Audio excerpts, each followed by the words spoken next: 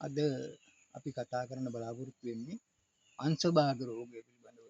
අංශභාග රෝගය කියන්නේ ඇත්තටම බොහෝ දුරට අධික රක්තචාපය නිසා තමයි මෙය ඇතිවීමට පටන් ගන්නේ.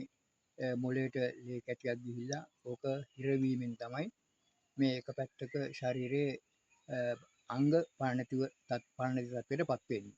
ඉතින් මේකට බොහෝ දුරට හේතු ගොඩක් තියෙනවා. ඒ කියන්නේ අධික බර ඉසිලීම, බොහෝ දුෂ්කර ජීවිතයක් ගත කිරීම, කටුක ජීවිතයක් ගත කිරීම, වැඩිපුර ලුණු ඇඹුල් මිරිස් වර්ග වැඩිපුර ශරීරයට ගැනීම, මේ වගේ හේතු නිසා තමයි.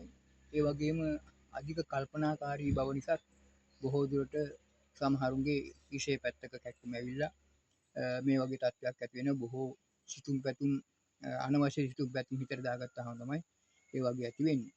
ඉතින් මේකට අපි මුලින් ඉඳලම කල්පනා කරන්න ඕනේ, විශේෂයෙන්ම පිළිණු ආහාර, අවිනිශ්චිත ආහාර වර්ග ගන්න හොඳ නැහැ. ඊළඟට අපි කල්පනා කරන්න ඕන අපේ දිනචර්යාව යහපත් ක්‍රමයකට හැඩගස්ව ගන්න, හොඳ ඉරියව් පවත්වාගෙන යන්න. එතකොට මේ රෝගේ බොහෝ දුරට මට පවත්වා ගන්න පුළුවන්. වැරදීමකින් හෝ යම් ආකාරයක අධික රක්තචාපය වැඩි වෙලා, ඒ කියන්නේ ප්‍රෙෂර් තත්ත්වය 80ත් 140ත් වගේ තත්ත්වයකට නැගලා තියෙනවා නම් අනිවාර්යෙන් මාසිකට සැරයක් දෙකක් ඒක සොයලා බලන්න ඕන. ප්‍රෙෂර් ටික එහෙම නැත්නම් අධික රක්තචාපය ටෙස්ට් කරව ගන්න. එතකොට තමන්ට මේක පාලනය කරගන්න පුළුවන් වෙනවා. මේක සාමාන්‍ය වැඩිදුරටත් අපිට සාමාන්‍යයෙන් ආයුර්වේද වශයෙන් ගන්න පුළුවන්. සාමාන්‍ය අධ්‍යයන වර්ග කීපයක් තියෙනවා.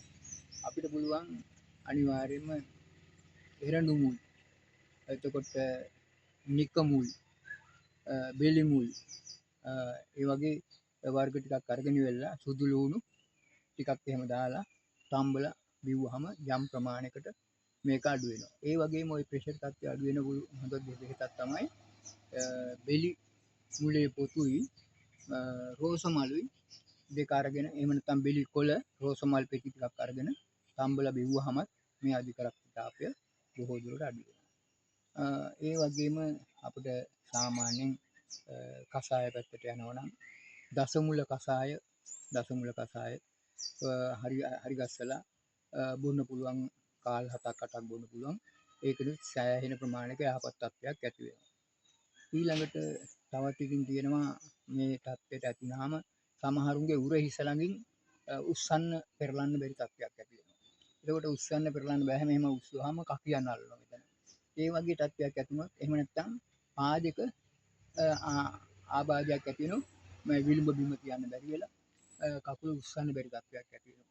ඒ වගේ තත්ත්වයක් වගේ ඇති වුණොත් අපිට දන්ති මූල කසාය කියලා එකක් තියෙනවා.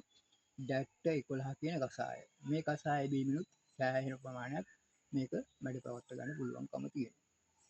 ඒ වගේම තමයි දැන් කකුල බිම තියන්න බැරුව විලුඹ ඉදිමිල වගේ තියෙනවා නම් ඒකට හොඳ ප්‍රතිකාරයක් තියෙනවා. හීං රත්තල ටිකක් තම්බලා, එහෙම නැත්නම් එරඬු කොළ ටිකක් තම්බලා, සුදු ලුණු ටිකක් දාලා, අබ කුඩු පොඩ්ඩකුත් දාලා උණු වතුරට දාලි වෙලා මද උණුසුමින් කකුල් දෙක බේසමකට තියාගෙන බාගෙන මේ බේසමක තබාගෙන කකුල් දෙක පත්තරයක් වෙන දිහා විනාඩි 15ක් වගේ කියවන්න පුළුවන්. එතකොට ක්‍රමයෙන් අර තත්ත්වය අඩු වෙලා අර අත උස්සන්න බැරි තත්ත්වයට ඉතින් අපිට තියෙනවා ওই ගමේ ගොඩේ තියෙනවා නික කොළ, එරඬු කොළ, ආඩතෝඩ කොළ, සුදු ලුණු ටිකක් අරගෙන ඉවරලා කොටලි වෙලා පොඩි පොට්ටනියක් හදලා ඒ පොට්ටනිය වණ්ඩුවෙන් තම්බලා ටිකක් තවලි වෙලා උඩ අතට වාත විදුරාංග, එහෙම නැත්නම් වාත රාක්ෂ වගේ තිලක් ගෑවහම බොහෝ ගුණ දෙනවා.